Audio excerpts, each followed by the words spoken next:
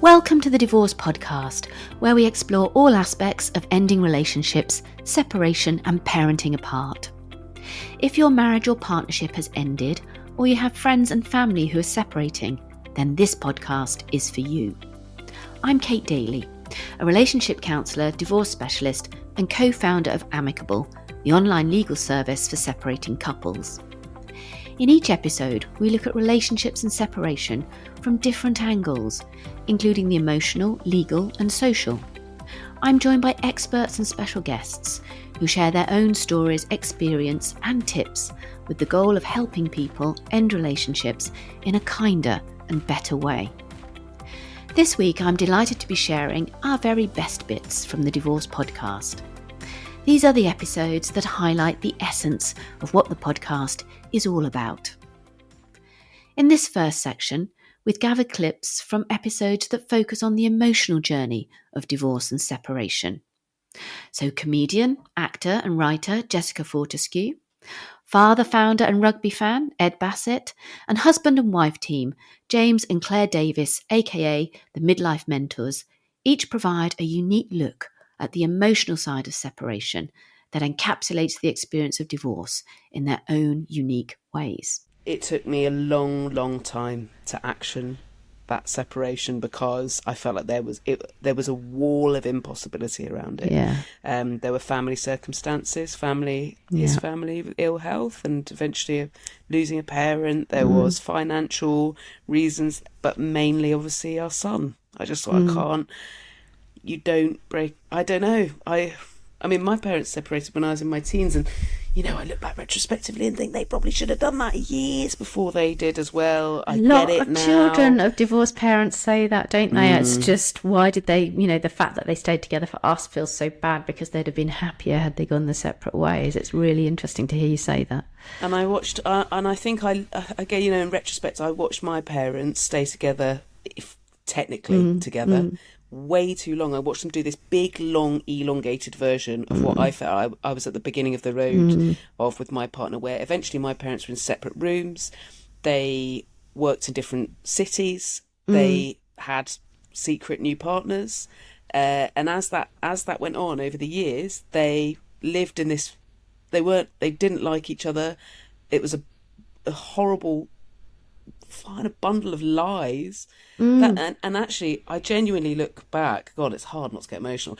I look back at that childhood and think it was the lies and the dislike of each other. It was living in that space with two people who didn't like each other, who weren't there together, who had no physical proximity with each other. I remember seeing them hug once in my life, my parents, and it was a Christmas day, drunk, and I remember as a child getting in on the hug and then feeling guilty for decades that I'd wrecked the one hug I'd seen them have, and I didn't want my son growing up with that. And I thought actually that was another thing where I thought I don't want my son to grow up with two people who don't behave like they like each other.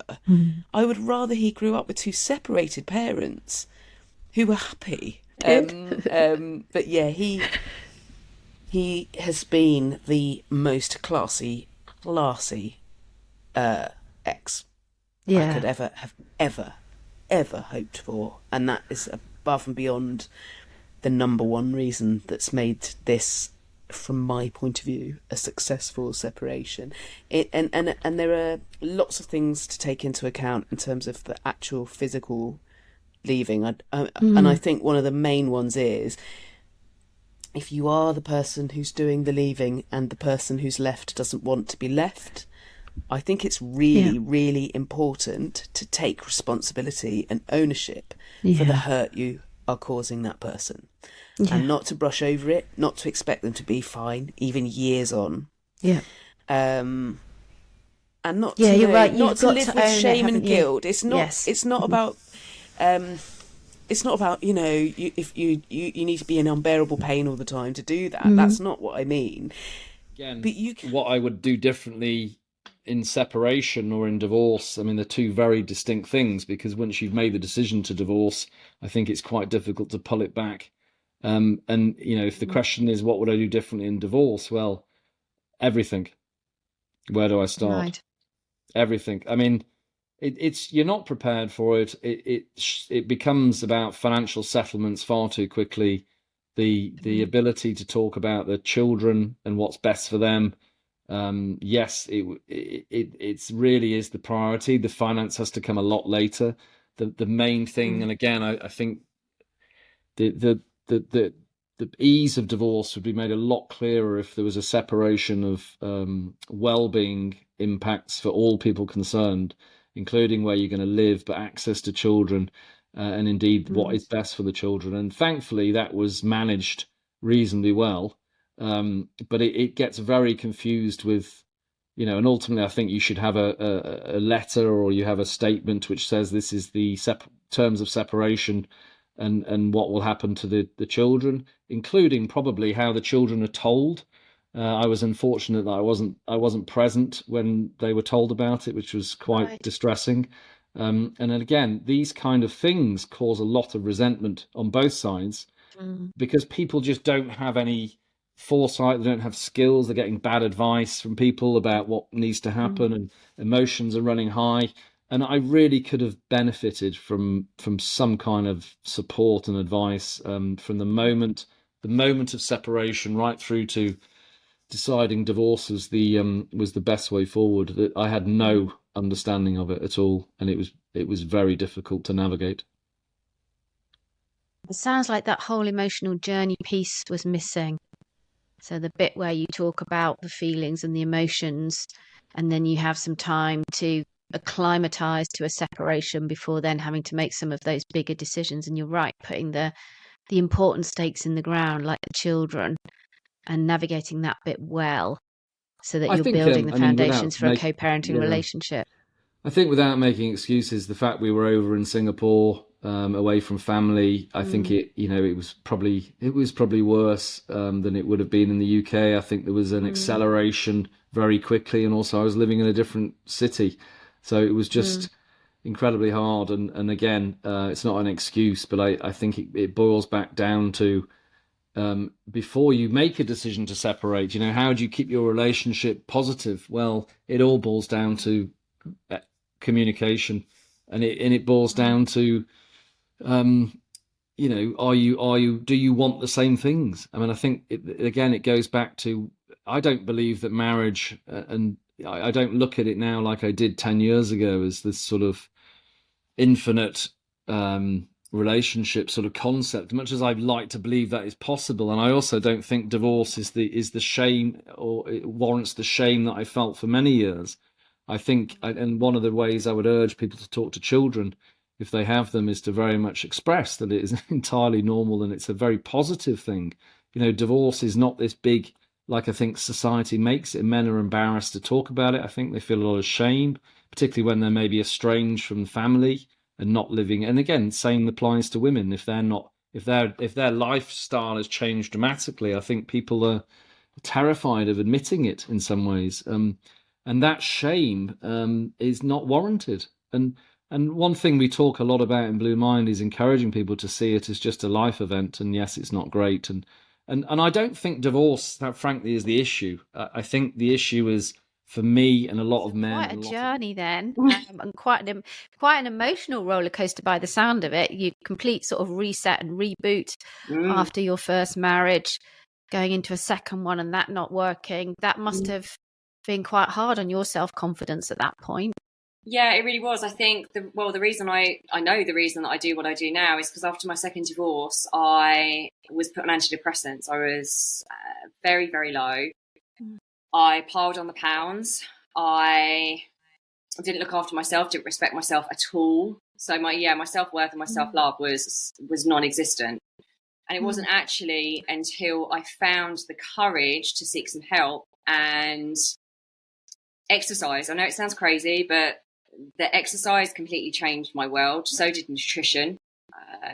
Learning about how to look after myself gave me back some of my self-respect. I was able to come off the antidepressants after about 6 months. And that's when my passion, particularly for helping other women going through a similar thing, really ignited. And that's why I requalified to do what I do now. And it's a beautiful thing that I'm able to do the coaching that I used to do with the stress management and the ALP, and then add in the physical side of things as well. I think the first thing that's really interesting is helping people like get back in touch with their physicality. I think so many of us actually lose connection to our body.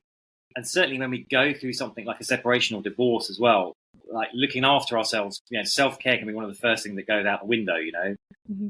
We're stressed, we feel down, we may tend to like comfort eat, comfort drink. The weight piles on, we feel bad about ourselves, and it comes in a self-perpetuating circle. What we found is if you can put people back in touch with their body and just start taking small steps about moving more, and there's lots of research about daily exercise actually changes our neurotransmitters. We'll get feel-good endorphins. We'll start to actually lift our moods, feel less anxious, less stressed. Mm-hmm. So it's about getting that movement part in and starting to move the body. And that's funny. It seems to then have an effect on thought patterns and brain. So obviously that's one level we want to work, the physical level. Make sure we're nourishing the body in the right way with the right kinds of food, cutting back on the sugars, cutting back on the alcohol, putting in fresh, natural foods. So we're promoting good gut health.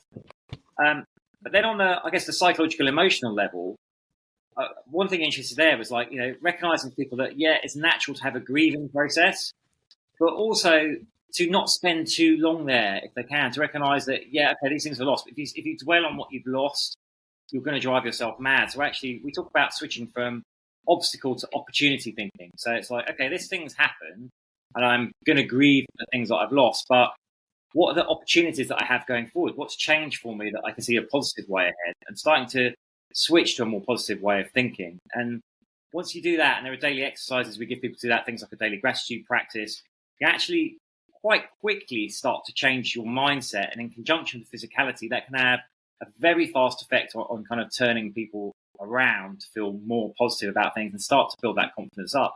And then the last part, I'd say, is, as Claire said, we get more risk adverse. So it's starting to learn to take small risks that you're comfortable with at first, but are just going to slightly push you out. Like, go and start a new hobby. We let our ego hold us back. If we've never danced, but we think, I always love to dance, but it's like, I don't want to look a fool. Well, guess what? A child, when they go to a dance class, never dance, doesn't worry about looking like a fool. In this next part, we highlight some of the great episodes that home in on the experience of co-parenting and everything to do with our children during a separation. Clinical psychologist Dr. Angharad Rudkin, director of the Co-Parent Way, Marcy Scholl, divorce parenting expert, speaker and author Christina McGee, and returning once more, Jessica Fortescue, share their individual insights on parenting from a variety of perspectives. I think what you just said there about this being a process, that's one of the things that always strikes me whenever we talk to people going through this. And when I think about my own experience, you have to have the same conversation reframed at various ages and stages with them, because they take on new information, they put things together in their own minds, they retrospectively go back and reinterpret things, and it is an ongoing process. And as much as from an adult perspective you want to think, my divorce was 10 years ago, I don't really want to think about it anymore, you don't have that luxury when you have children, because you are having to listen to them and help them reinterpret the events over and over again. It's part of your life's narrative after something as big as a divorce, isn't it? It doesn't go away.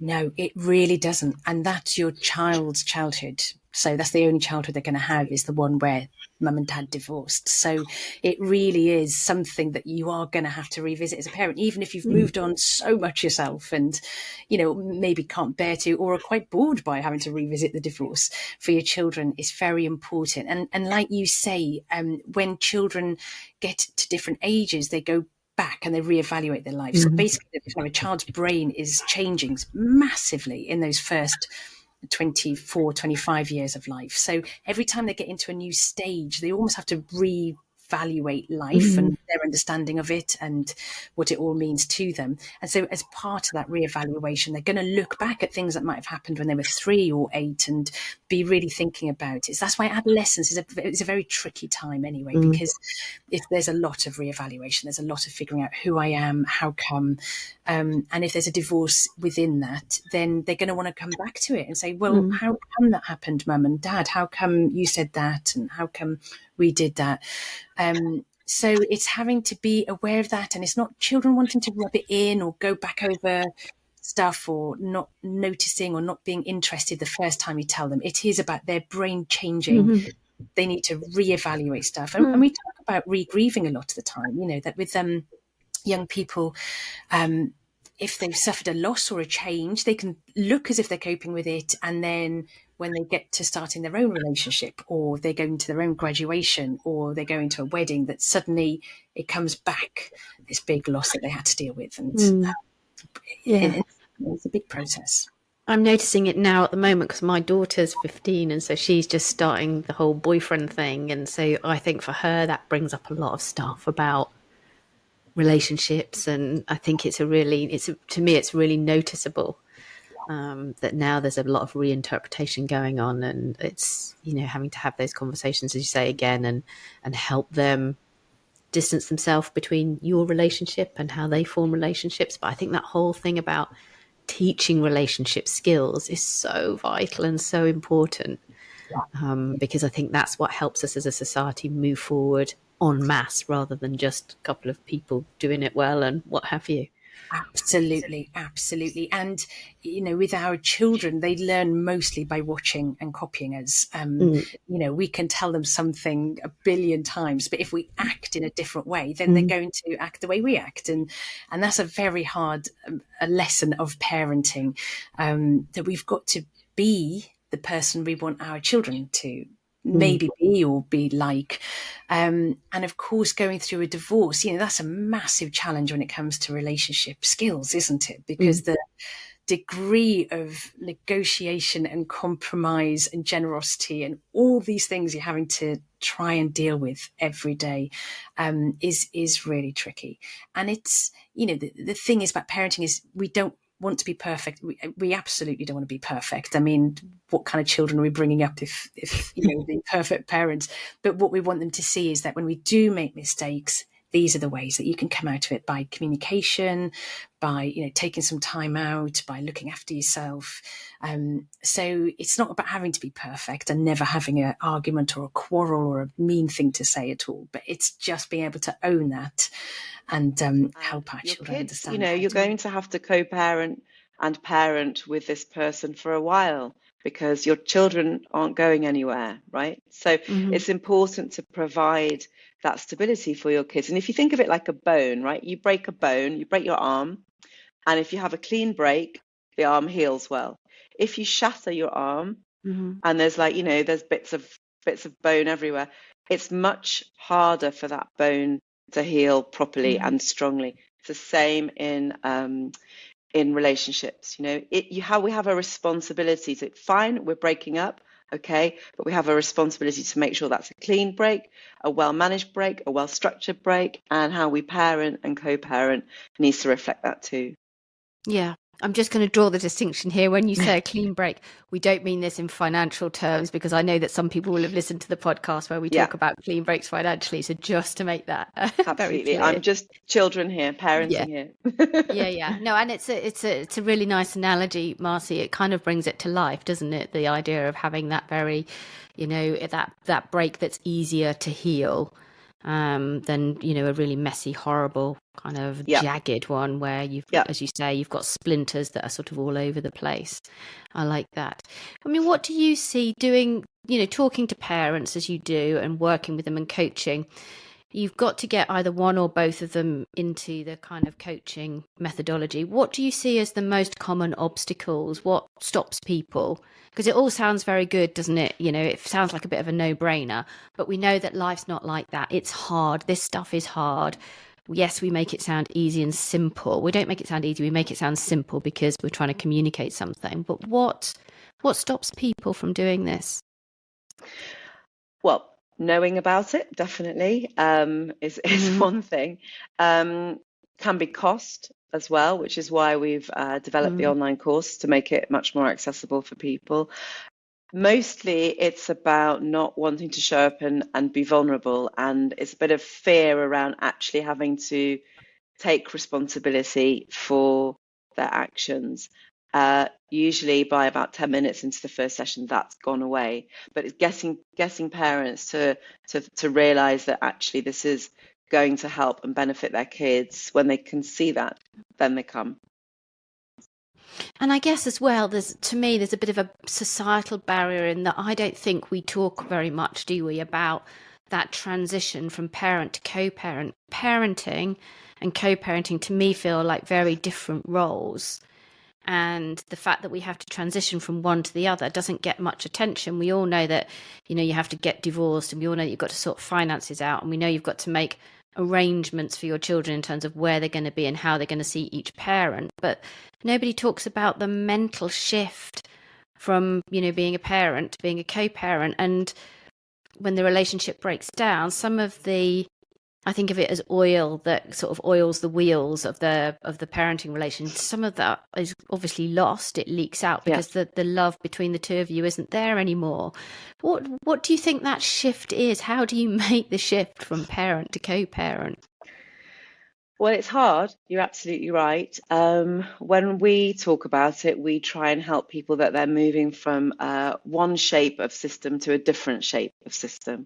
So if you think they're going from kind of maybe a circle where they're all in the same kind of unit, to a line where there's a parent at each end and the kids in the middle, but they're still on the same line. They're still part of the same family system. The children still have the same parents. And when you can explain it from the children's perspective, your children, you might be getting divorced and you might not want anything to do with each other, but your children still have you both as parents. So what we work with parents to achieve is to make it more of a business arrangement in many ways, more transactional, much less emotion, taking the emotion out of it, making the interactions, especially if it's difficult, making the interactions very short, very focused, not brutal, still soft and respectful, but with a very clear purpose. So you eliminate any room for emotion to come in. You eliminate any miscellaneous items to come in. And I think when you've been doing that and kind of living that for 12 months, it becomes much easier then to kind of step into that place. And then from that, sometimes we see parents become more allies and maybe they meet as a kind of family unit, but that's not the expectation at all. We don't set out to achieve that utopia. So I think the other thing that kids sometimes wonder is if mum and dad can fall out of love and divorce, can that happen to them? Can a parent divorce a child? And I guess that's for younger kids, but it's kind of important, I think, to make that distinction between the love you can have adult to adult and the love between a parent and a child. Is that something you come across, Christina?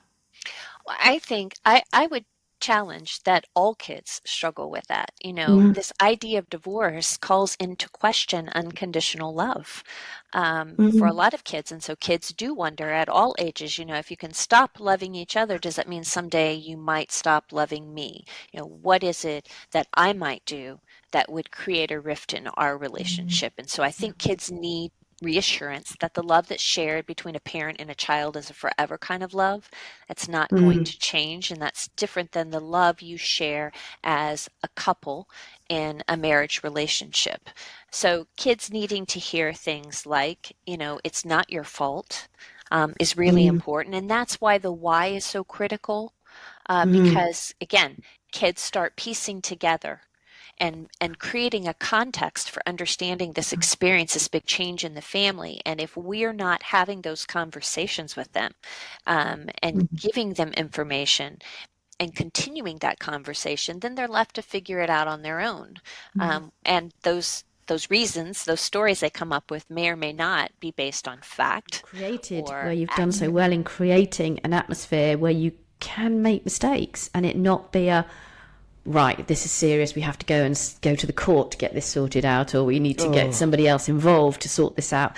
So what you're showing us is that the way that you've gone about the breakup has given you some capital. It's given you a license, both of you, to make mistakes and it not be the end of the world, but to accept the mistakes you make and to expect this is not a perfect world. There is no perfect right way of co-parenting. Post-separation, you have to find your way, but you're able to find your way in an environment of tolerance, and that speaks volumes. I'm in such admiration. Oh, Thanks. Genuinely, I didn't create that. You know, he's been incredibly classy through, I think, much more painful emotional struggle with it than me, and he's just stayed classy is the only word I can think of for it, really. And there've been moments where it's not been ideal, you know. There've been we have fallen out since in the years, you know, over bits where we parent differently. We've got different takes on education, you know. We've got those things I've learned on the hoof. We've had a fallout during a parents' evening that afterwards I've gone, right, we need to do a pre-brief and a debrief before parents' evenings if we're going to go. I had no idea he was going to bring up the things that, you know. And then similarly, but then it was like, well, it's on me. I've been too busy to even think to have a conversation before we're in a room together, actually having a really important thing. Then all his takes are valid, as are mine. We need to meet before, lesson learned, meet beforehand, and present a united front in the room, or at least say in the room in a calm way. Don't sit there being surprised and crying in front of a primary school teacher, for Christ's sake, Jess. You know, like, there have been loads of mistakes. I also don't want to present it as having been entirely idyllic. I think we're also, and I think compared to other separated who were moving into that house, my son loved sharing a bed with me, still does, and he's 7. Any opportunity, if you're staying at a house that there aren't enough beds, he'd be like, we can go, you can go together, you can cuddle me all night. And I remember thinking, oh, well, it's fine that I haven't built his bed, because he can sleep in with me for a couple of nights. And that, I remember that his behaviour like taking an incredible turn, and me being like, oh, and then thinking, oh God, of course he hasn't got a room. He's contact. He hasn't got a room. Everything's changing in his life, and he hasn't got a flipping bed. And thinking, oh God, you know, and dropping everything and building the bed, and it all was fine. But that felt like an enormous, like, what were you thinking? I don't know. For this final section, we've brought together clips from the Divorce podcast, which best highlight the financial aspects of divorce and separation. So we've got financial planner Louise Oliver, Daniel Copley from Zoopla, Shripali Chauhan Tufale from Amicable, legal commentator Joshua Rosenberg, and solicitor extraordinaire David Hodson OBE, each presenting the important aspects of finances on divorce and separation. Never done any of this or not being sort of part of the family finances before, I guess that can be quite daunting as a task in itself, because you don't know what you don't know. So is it the case that as a financial planner, you can help people prepare for financial disclosure, for example? Yes, Kate, we can. And it's really important. And many people really don't like talking about money. No. I think that people have their head in the sand and they just get on with it. They don't want to worry about it. But what we find is initially it's quite scary and people are shocked about what their outgoings are. And we often send people back to do their homework again because they might just roughly work out their outgoings. And we look at it, and the team here at Piercefield Oliver, and they'll say they haven't put anything down for, you know, food, or they haven't put anything. The important thing is to do some prep. Don't bury your head in the sand. Confront that you need to understand the numbers and you need to understand what you've got. What are the common pitfalls that people fall into when planning their finances on divorce or separation? What do you sort of think people forget about or come a cropper with? Yeah, people do forget to think about the future. They're in the moment. They're thinking, we need to get this sorted. Want to get as clean a break as possible. Most people do anyway. And they look at their numbers now. One of the biggest pitfalls is that people don't look into the future. They don't forecast forwards. And inflation, as we know, at the minute especially, can bite. So whatever you need now might be different in the future. So you have to, in my opinion, make an assumption for inflationary pressures as time goes on. You can use a long-term average. Any assumptions that you make have to be reasoned and reasonable. So looking at the long-term average of inflation, for example, is nearer to 3%. Right. So you wouldn't necessarily forecast the 8-9%, maybe double-digit figures we're heading for at the moment, sadly. So people forget to do that, to think about the longer term. They also forget to think about what might take the train off the track.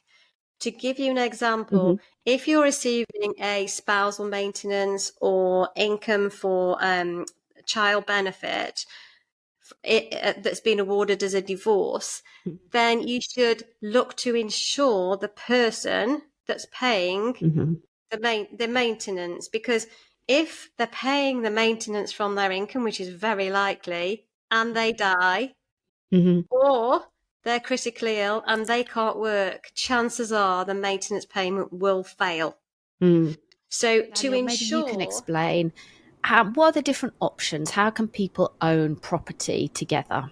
Well, there are two main ways that couples can own a property together, and that's as joint tenants or tenants in common.